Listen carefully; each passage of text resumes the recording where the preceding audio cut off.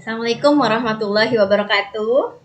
Waalaikumsalam warahmatullahi wabarakatuh. Alhamdulillah kita bertemu lagi ya.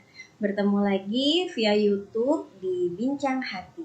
Temanya kali ini kita sampaikan dulu ya. Salawat dan salam kepada Nabi Muhammad. Allahumma sholli ala sayyidina Muhammad wa ala ali sayyidina Muhammad. Rabbi shrah li sadri wa yassir li amri wahlul 'uqdatam min lisani yafqahu qawli. Baru beberapa hari kemarin ya, diumumkan bahwa ada yang namanya Hari Keluarga. Tanggal 29 Tanggal 29 Juni itu ternyata Hari Keluarga. Hari Keluarga Ya, Nasional. Hari Keluarga Nasional. Jadi ada Hari Ibu, ada Hari Ayah, ada Hari Keluarga Nasional. Ini kayaknya baru ya tahun ini ya. Saya baru tadi pas lihat berita aja. itu jujur sekali baru tahu tadi ketika Pak Su memberitahukan, dan Pak Su juga baru tahu, dan amazing, ternyata sekarang macam-macam harinya biar banyak libur. Nggak tahu juga. Ya jelas nggak muncul di timeline gitu ya. Nggak muncul di berita populer, ketemunya itu pas cari berita dunia anak, muncullah itu gitu. Hari Keluarga Nasional. Makin banyak aja mungkin nanti tanggal merah ya di berita. Enggak ya. Hari Keluarga Nasional ini kebetulan mengangkat tema judulnya Ayah Wajib Hadir ya. Tagarnya Ayah Wajib Hadir. Nah, jadi karena peran penting seorang ayah dalam keluarga gitu ya. Kan kita tahu ya, ayah itu seorang pemimpin dalam keluarga. Ayah itu yang menentukan segala kebijakan gitu di dalam keluarga, keputusan yang tertinggi ya. Walaupun manajer rumah tangga adalah ibu, tapi untuk kebijakan-kebijakan yang krusial itu seringkali ayah yang punya hasil akhir gitu ya. Ibu itu hanya mengikuti apa yang menjadi arahan sang ayah, karena ayah itu pemimpin. Bagaimanapun juga luasnya kekuasaan ibu, ujungnya tuh ke ayah juga. Begitu seharusnya, bukan? Ya. Gitu ya. Nah, sekarang yang mau ditanyakan nih, kita belum perkenalan. Saya Umi Hani Siti Nur Aini. Dan saya Devi Ramadana. Jadi kita akan membawakan temanya tentang Hari Keluarga Nasional, Ayah Wajib Hadir. Nah, sekarang kita mau bahas ya, sebetulnya apa sebenarnya yang menjadi karakteristik atau apa sebetulnya yang menjadi makna bahwa ayah wajib hadir. Apakah dengan fisik ayah yang sudah ada di rumah itu cukup bahwa ayah itu sudah hadir di rumah, atau yang seperti apa? Itu biar kita jelaskan, kita coba tanya sama Api. Api apaan? Sama Api.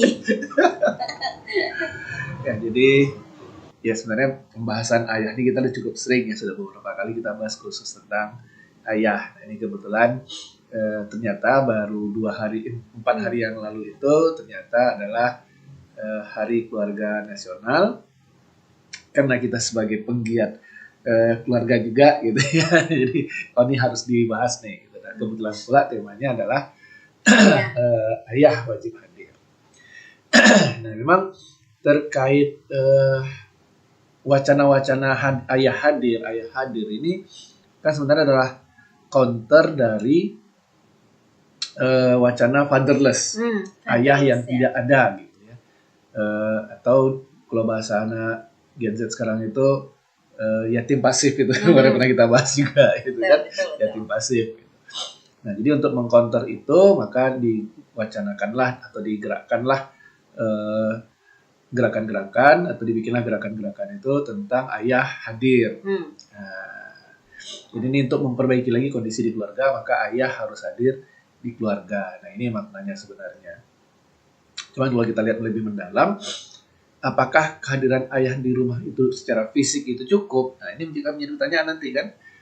Karena banyak juga yang kejadian itu ayahnya ada, gitu.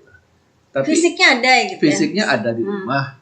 Tapi nggak terlibat secara komunikasi sama anak. Emosional nggak terlibat. Ya, tidak terbangun akhirnya emosionalnya, gitu. Karena komunikasinya ada, terus misalnya perhatiannya mungkin ya sibuk sendiri sama aktivitas sendiri, gitu.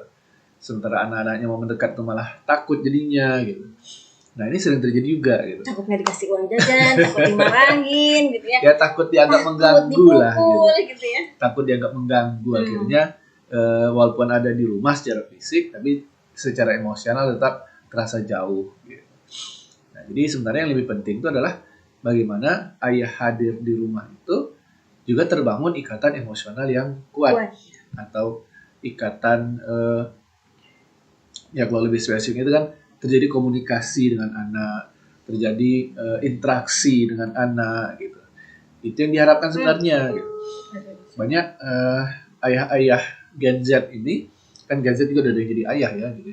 Banyak ayah Gen Z ini yang di rumah itu main game aja gitu. Kadang istrinya dibiarin, kadang anak juga dibiarin, sibuk aja main game gitu, mabar sama kawan-kawannya gitu. Itu banyak juga gitu. Jadi ya ngapain lo ada di rumah kalau kayak gitu, malah jadi beban juga akhirnya gitu kan. Nah, justru yang harusnya terbangun itu ketika ayah di rumah itu membangun komunikasi, membangun interaksi dengan anak-anaknya, dengan keluarganya. Jadi makna ayah hadir, wajib hadir itu juga harus dirincikan lagi, harus diperjelas lagi. Kehadirannya apain gitu. Bukannya sekedar nongol wajah gitu ya, nongol fisiknya, tapi juga ada interaksi, ada cengkrama, ada bermain gitu. Ada aktivitas barengnya, ada pergi jalan barengnya, ada bantu anak mengerjakan tugas, atau misalnya ayah punya hobi, anaknya diajakin juga gitu.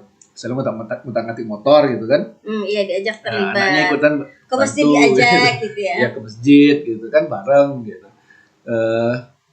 Ya apalah hobi ayahnya misalnya, atau kayak sekarang lagi main bola gitu ya, ayahnya hobi nonton bola gitu ya, anaknya juga diajakin nonton bola, apakah sebagai udah begadang gitu kan, lagi libur gitu ya, disiapin cemilannya gitu ya kan, biar dia nyaman, biar suasananya. Ada sisi negatif juga seperti itu ya gitu, cuman ya masih bisa kita ini lah, tergantung keluarganya seperti apa gitu kan. Ya kalau misalnya sampai begadang jangan sampai subuhnya telat gitu. Atau subuh dulu baru tidur gitu kan. Sesekali ya.